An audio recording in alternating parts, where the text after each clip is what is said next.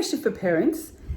How prepared would you be to respond positively for if your child came to you and told you that they weren't heterosexual or that they weren't cisgender? You see, humans are really diverse, as we know, and that includes human sexuality. And we're not all the same, we're all unique.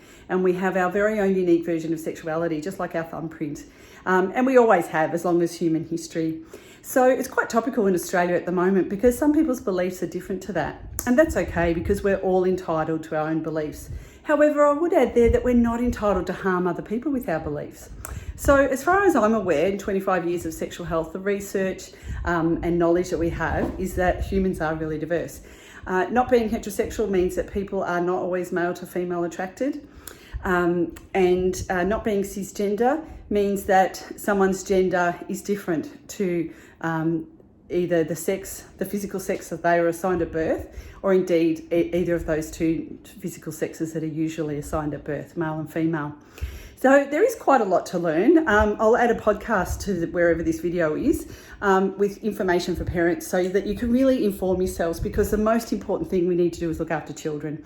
And children are diverse. Human sexuality is completely relevant to children. It's part of being human. We shouldn't not talk about it. And there's people out there who have a platform, who have a public figure, who are supported by our leadership, whose belief system is up to them and individual, but my concern might be that it harms other people, especially children. So in order to counteract that, I'll give as much information as I can that's accurate so that people can make their own decisions about human diversity. And most importantly, if you disagree and you have your own beliefs that are contrary to the fact, that's fine, but don't harm anyone else with that. Here's one resource, for example, these beautiful images from Black Rainbow that define some of the parts of being LGBTIQ with some beautiful Indigenous art. A great addition to any classroom, I would have thought.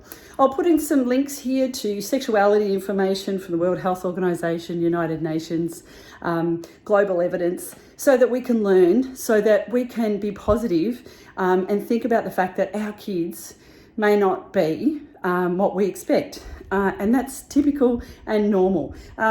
So let's look after our kids. Let's respect each other and respect diversity and differences.